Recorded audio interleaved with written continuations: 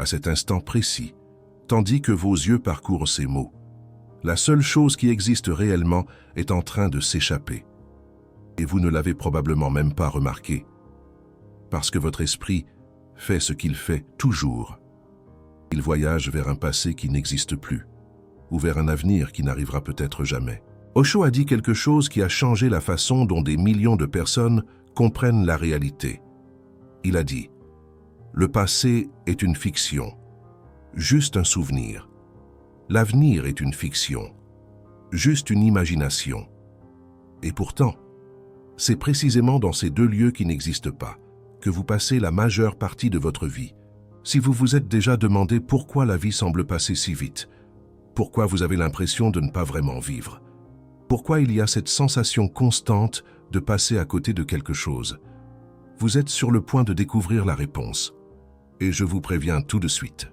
Cette réponse pourrait changer complètement la façon dont vous vivez chaque seconde de votre existence à partir de maintenant. Commençons par une question. Où êtes-vous maintenant? Pas physiquement, mentalement. Où est votre esprit à cet instant précis? Si vous êtes honnête, il n'est probablement pas ici. Il est probablement en train de penser à ce que vous allez faire après avoir regardé cette vidéo, où il se souvient de quelque chose qui s'est passé aujourd'hui, où il planifie demain, où il revit une conversation que vous avez eue hier. C'est ce que fait l'esprit. Et Osho a identifié cela avec une précision dévastatrice. Il a dit, l'esprit ne peut pas exister dans le présent. Il n'existe que dans le passé ou dans l'avenir. Il n'y a pas d'autre possibilité pour l'esprit. Il ne fonctionne tout simplement pas dans le maintenant. Pensez-y un instant. Quand vous êtes vraiment présent, quand vous êtes complètement absorbé par quelque chose, il n'y a pas de pensée. Il y a juste l'expérience pure, sans commentaire intérieur, sans jugement, sans planification. Ces moments sont rares, et ce sont les seuls moments où vous vivez vraiment. Le reste du temps, vous êtes dans un rêve éveillé. Vous vivez dans des lieux et des temps qui n'existent pas. Vous perdez littéralement la seule chose réelle qui existe. Mais voici le paradoxe qu'Osho a révélé, et qui explique pourquoi vous continuez à faire ça même en sachant que c'est faux. La neuroscience moderne a confirmé ce qu'Osho enseignait il y a des décennies. Il existe un réseau dans votre cerveau appelé le réseau du mode par défaut. Ce réseau s'active automatiquement quand vous n'êtes pas concentré sur quelque chose de spécifique. Et que fait ce réseau?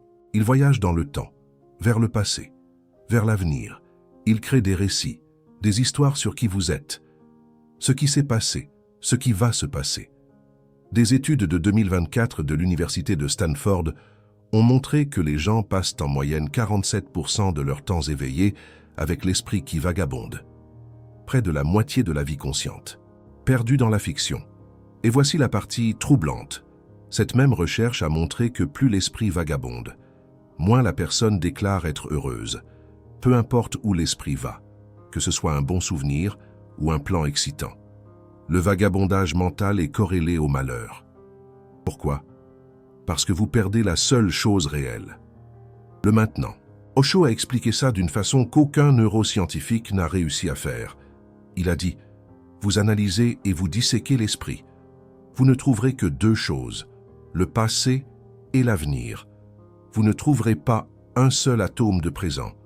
Et pourtant, le présent est la seule réalité, la seule existence, la seule danse qui existe. La seule danse qui existe. Laissez ça pénétrer un instant. La vie entière, toute l'existence, se passe seulement dans le maintenant, jamais dans le passé, jamais dans le futur, toujours, exclusivement, dans ce moment, et vous êtes en train de le perdre. Mais attendez, parce qu'il y a quelque chose qu'Osho a enseigné qui va encore plus loin. Et cela explique pourquoi simplement savoir ça ne suffit pas à changer. Osho a fait une distinction que très peu de maîtres spirituels font. Il a distingué entre le temps horizontal et le temps vertical. Le temps horizontal est le temps que nous connaissons, de A à B à C à D, une ligne, passé, présent, futur, une séquence. C'est le temps de l'esprit, le temps dans lequel la plupart des gens vivent. Mais il existe un autre temps, le temps vertical, de A à plus A, A encore plus A. Ce n'est pas un mouvement vers l'avant ou vers l'arrière, c'est un mouvement vers le haut, vers le bas, vers l'intérieur. Osho a dit, le temps est le monde, l'éternité est l'éternité, horizontal est le monde, vertical est l'éternité, et l'éternité, ce n'est pas une longue durée de temps. L'éternité est l'absence de temps, c'est le maintenant profond, le maintenant sans dimension. Quand vous êtes vraiment présent, vous n'êtes pas sur un point sur la ligne du temps. Vous êtes à l'intersection et au croisement, où l'horizontal rencontre le vertical. Et à ce croisement, quelque chose d'extraordinaire se produit. Vous réalisez que le temps horizontal, cette ligne qui va de la naissance à la mort, passe à travers vous. Mais ce n'est pas vous. Vous êtes la conscience qui observe la ligne. Vous êtes le point où l'éternité touche le temps. Ce n'est pas de la philosophie abstraite, c'est votre expérience directe que vous avez oubliée. Vous vous souvenez de moments dans votre vie où le temps a semblé s'arrêter, quand vous étiez tellement absorbé par quelque chose qu'il n'existait ni passé ni futur, quand vous avez regardé l'horloge et que des heures s'étaient écoulées sans que vous vous en rendiez compte. C'étaient des moments de temps vertical. Vous avez touché l'éternité. Vous étiez au croisement. Mais voici ce qu'Osho a révélé et qui change tout. Ces moments ne sont pas rares par hasard. Ils sont rares parce que votre esprit est programmé pour les éviter. Pourquoi? Parce que dans le moment présent, l'esprit disparaît et l'esprit veut survivre. Osho a dit, quand vous êtes dans le présent, il n'y a pas d'esprit, il y a juste un grand silence. Le ciel entier de votre être intérieur est sans pensée, sans nuage. Pour l'esprit, c'est la mort. Pour vous, c'est la vie. Il existe un conflit fondamental ici, l'esprit. Ce mécanisme que vous croyez être vous éloigne constamment du seul endroit où vous pouvez vraiment exister. C'est comme si vous aviez un GPS qui vous emmène intentionnellement partout, sauf à votre destination. Et vous faites confiance à ce GPS, parce que vous croyez que c'est vous. Vous vous souvenez quand j'ai parlé du réseau du mode par défaut? Ce réseau neuronal qui voyage vers le passé et le futur. Les chercheurs ont découvert quelque chose de fascinant à ce sujet. Quand les gens méditent régulièrement, l'activité de ce réseau diminue, le vagabondage mental diminue, et quelque chose d'autre se produit. La connectivité entre différentes régions du cerveau change. Des études de Lord et ses collaborateurs en 2024 ont montré qu'il est possible de créer des états méditatifs grâce à une stimulation cérébrale ciblée. Quand certaines zones sont stimulées de façon spécifique, les gens rapportent des expériences comme une altération du sens du temps, une dissolution de l'ego, des changements dans la façon de se souvenir, exactement ce que les méditants expérimentés décrivent. Et c'est exactement ce qu'Osho enseignait sur le moment présent. La science rejoint ce que les mystiques ont toujours su. Le temps linéaire est une construction de l'esprit. Le maintenant est la réalité. Et voici quelque chose qui va vous perturber encore plus. La plupart de vos souvenirs ne sont pas exacts. À chaque fois que vous vous souvenez de quelque chose, votre cerveau reconstruit le souvenir. Il ajoute des détails, il en retire d'autres, il déforme les émotions. Le souvenir que vous avez d'un événement important peut être complètement différent de ce qui s'est réellement passé. Alors quand vous vivez dans le passé, vous ne vivez même pas dans le passé réel. Vous vivez dans une version éditée, une fiction basée sur une fiction. Il en va de même pour l'avenir.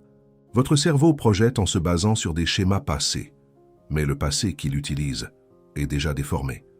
Alors votre avenir imaginé est une distorsion d'une distorsion. Et vous échangez le seul moment réel contre ces couches de fiction. Osho avait une métaphore brutale pour cela. Il disait que c'est comme un homme mourant de soif, assis au bord d'une rivière, mais tellement occupé à rêver d'eau qu'il ne réalise jamais qu'elle est là. La rivière est le présent, toujours disponible, toujours frais, toujours réel. Mais votre esprit est trop occupé par des mirages pour s'en apercevoir. Mais savoir cela intellectuellement ne change rien. Osho était brutalement honnête à ce sujet. Il disait, au début, vous allez devoir faire un effort. Ensuite, vous allez devoir faire un effort sans effort. Et seulement alors, l'effort disparaît et vous êtes dans le présent. 3 étapes. Et la plupart des gens ne commencent même pas la première. Pourquoi? Parce qu'il existe quelque chose que l'esprit fait qui est encore plus insidieux que simplement vous emmener dans le passé et l'avenir. L'esprit transforme la recherche du moment présent en un autre objectif, futur. Vous entendez parler de vivre dans le maintenant. Vous décidez que vous voulez ça. Et immédiatement, vous créez un objectif, un futur où vous vivez dans le présent. Une ironie parfaite. Osho l'a vu clairement. Il a dit, le simple secret du bonheur est, quoi que vous soyez en train de faire, ne laissez pas le passé influencer votre esprit. Ne laissez pas l'avenir le perturber, parce que le passé n'est plus, et l'avenir n'est pas encore. Vivre dans des souvenirs, vivre dans l'imagination, c'est vivre dans le non-existentiel. Et quand vous vivez dans le non-existentiel, vous perdez ce qui est existentiel. Cela semble évident, cela semble simple, mais il est terriblement difficile de le pratiquer, parce que l'esprit est rusé. Il va trouver des moyens de vous sortir du présent. Il va créer des urgences. Il va créer des préoccupations. Il va créer des plans. Il va créer des regrets. Et toutes ces créations ont une chose en commun. Elles n'existent pas. Osho a raconté une histoire qui illustre parfaitement cela. Un homme va voir un maître et demande, « Maître, comment puis-je trouver la paix ?» Le maître répond, « Vous portez 2 fardeaux, un sur le dos, vos regrets du passé, un devant, vos angoisses concernant l'avenir. Déposez les 2. La paix n'a pas besoin d'être trouvée. Elle est ici.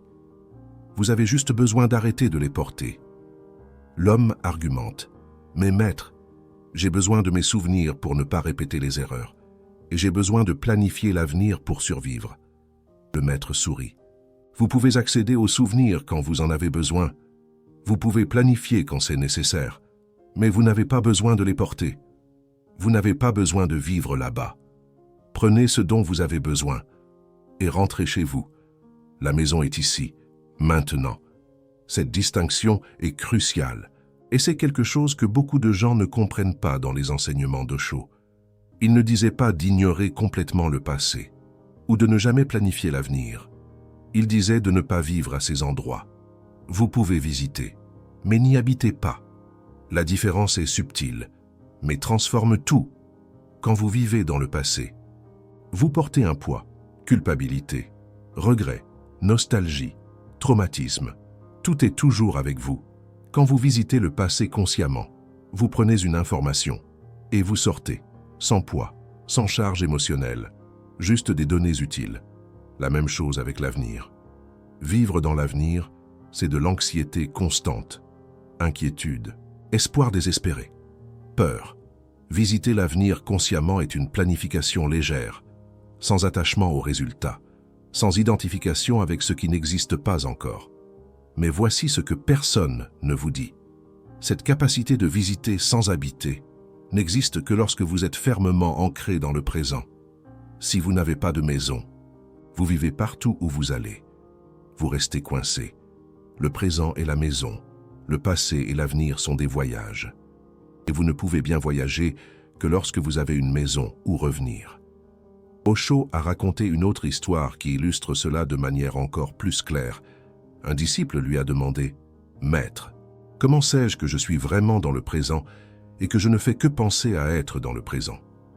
Osho a répondu, « Si vous demandez, vous n'y êtes pas.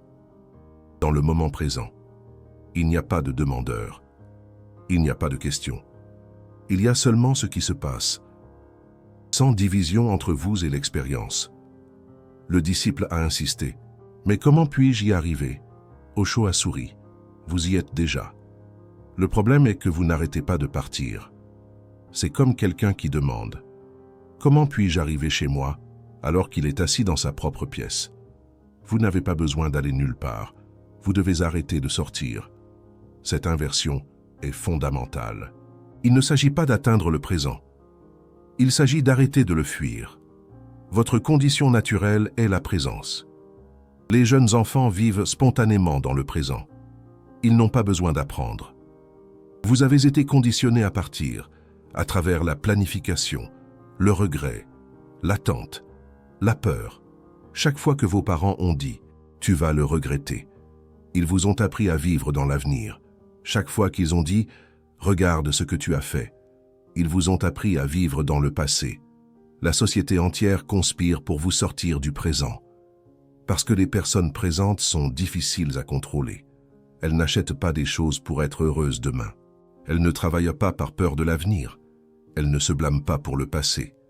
Les personnes présentes sont libres. Et c'est inconvénient pour tout système qui dépend de votre peur. Pour en revenir à ce qu'Osho a dit sur le temps vertical, il y a quelque chose de profondément libérateur dans cette compréhension. Si le temps horizontal mène inévitablement à la mort, et il y mène, alors vivre exclusivement dans ce temps, c'est vivre en marchant vers votre tombe. Chaque moment horizontal vous rapproche de la fin, mais le temps vertical est différent, dans le moment présent profond. Il n'y a pas de mort. Parce que la mort est un concept qui n'existe que dans le temps horizontal. La mort est un point sur la ligne. Dans le maintenant absolu, il n'y a pas de ligne. Par conséquent, il n'y a pas de point final. Cela explique pourquoi les personnes qui vivent vraiment dans le présent, les personnes éveillées, n'ont pas peur de la mort. Ce n'est pas qu'elles ont accepté intellectuellement la mort, c'est qu'elles ont découvert une dimension où la mort n'existe littéralement pas. Osho a dit « Demain ne vient jamais. Ce qui arrive, c'est toujours maintenant. L'existence ne connaît ni avenir, ni passé. Elle ne connaît que le présent. Maintenant est le seul temps. Et ici, le seul espace. Maintenant, c'est le seul temps. Si vous absorbez vraiment ça, quelque chose change en vous. Tout le temps que vous avez passé à vous inquiéter pour l'avenir, c'était de la fiction. Tout le temps que vous avez passé à revivre le passé, c'était de la fiction. La seule chose réelle que vous ayez jamais expérimentée, c'est ce qui se passe maintenant, et même cette compréhension se produit maintenant. Pas hier, quand vous avez lu quelque chose à ce sujet. Pas demain, quand vous l'appliquerez. Maintenant. Vous venez de découvrir pourquoi vous avez l'impression de passer à côté de votre vie. Ce n'est pas une fausse sensation. Vous passez à côté. Chaque moment où votre esprit est ailleurs, vous perdez le seul moment réel. Des histoires comme ça sont étouffées parce qu'elles nous forcent à tout remettre en question. Les neurosciences montrent que notre cerveau a été programmé pour vagabonder dans le temps. Osho montre que cette programmation nous maintient prisonniers de la fiction. Peu de chaînes révèlent ça, parce que, franchement, c'est trop perturbant. Quand vous cliquez sur Super Thanks, vous dites que la vérité compte plus que le confort, que vous préférez savoir que vous passez à côté de votre vie, plutôt que de continuer à la perdre sans le savoir.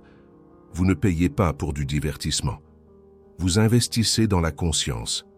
Maintenant, passons à la partie pratique. Parce que comprendre ça intellectuellement n'est que la première étape. Comment revenir vraiment au présent? Osho a donné des instructions spécifiques et elles sont plus simples que vous ne l'imaginez. Première étape, réalisez que vous êtes parti. Chaque fois que vous réalisez que vous êtes dans le passé ou le futur, notez-le simplement. Ne jugez pas. Ne critiquez pas. Ne vous frustrez pas. Réalisez juste. Ah, j'étais ailleurs. Cette perception, ce moment où vous remarquez, est déjà un retour au présent, parce que vous ne pouvez pas noter que vous étiez absent sans être présent pour le noter. Deuxième étape, utilisez des ancres. Osho recommandait la respiration consciente. Pas de méditation complexe, simplement. Remarquez votre respiration une fois, 2 fois. Cela vous ramène immédiatement dans le corps. Et le corps est toujours dans le présent. Seul l'esprit voyage dans le temps. Troisième étape, acceptez que cela se reproduira. Et encore, et encore. L'esprit est conditionné depuis des décennies. Il ne changera pas en un jour. L'astuce n'est pas de ne jamais quitter le présent. C'est de diminuer le temps que vous passez absent. Chaque fois que vous réalisez et que vous revenez, vous entraînez un nouveau schéma. Quatrième étape. Commencez par des activités simples. Manger, marcher, prendre une douche. Choisissez une activité par jour et faites-la complètement présent. Sans téléphone, sans vous presser, sans que l'esprit vagabonde. Sentez chaque sensation. Cette pratique s'étend graduellement. Cinquième étape. Éliminez le multitâche. Le multitâche est l'outil favorite de l'esprit pour vous maintenir hors du présent.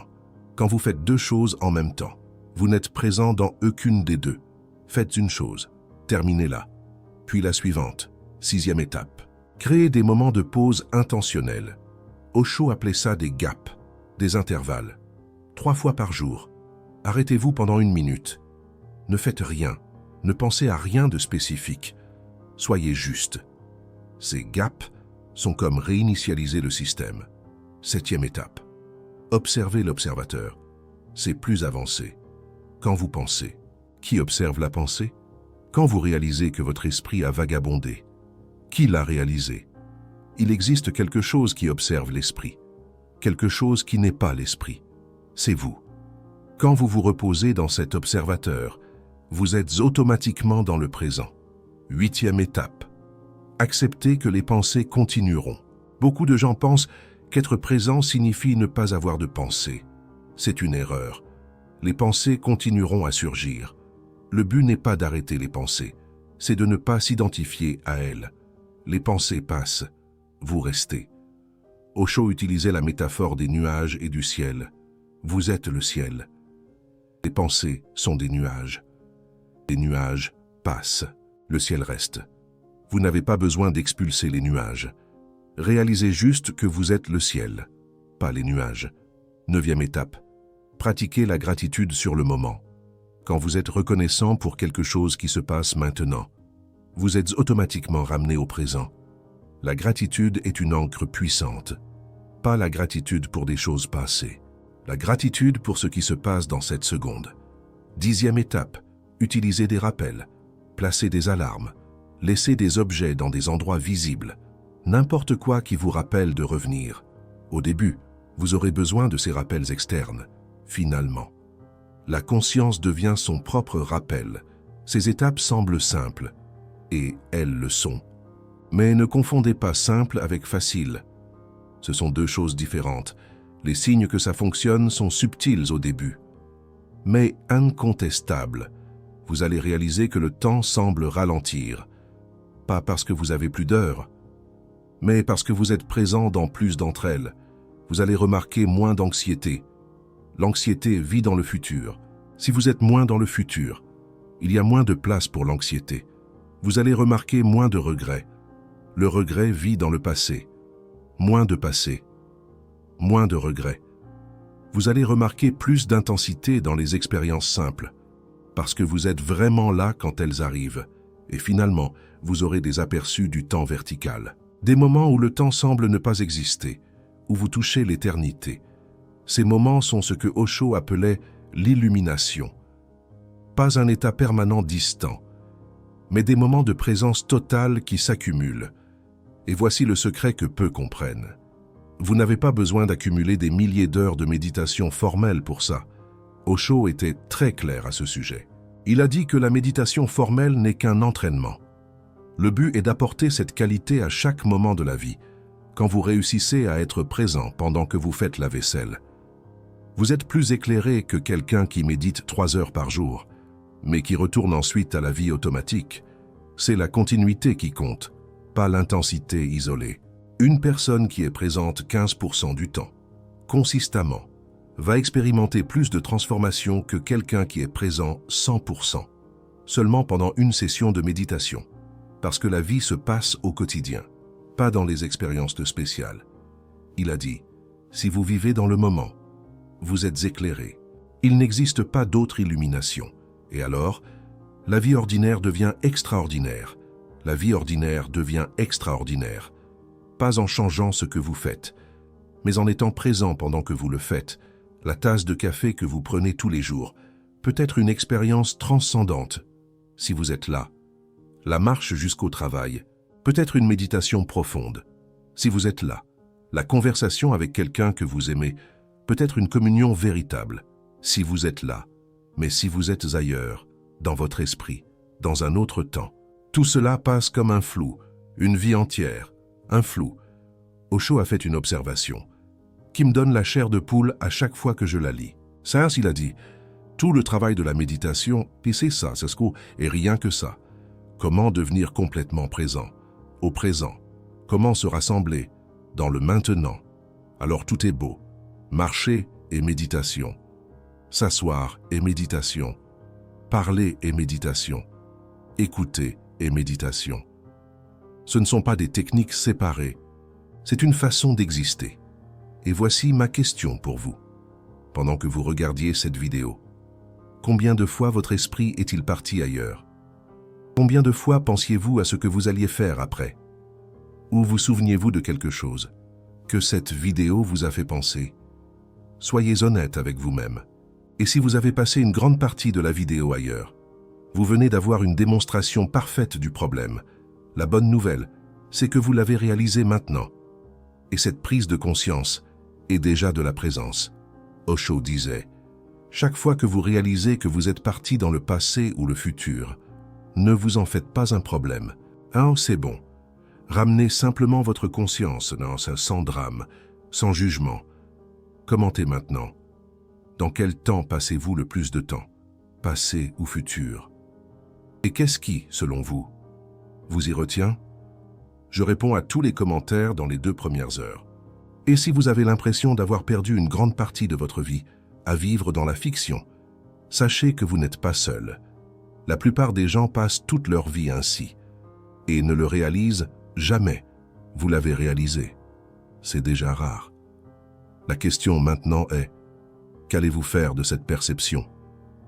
L'éternité attend. Elle a toujours été là, au seul endroit où elle peut exister, ici, maintenant, pendant que vous lisez ça.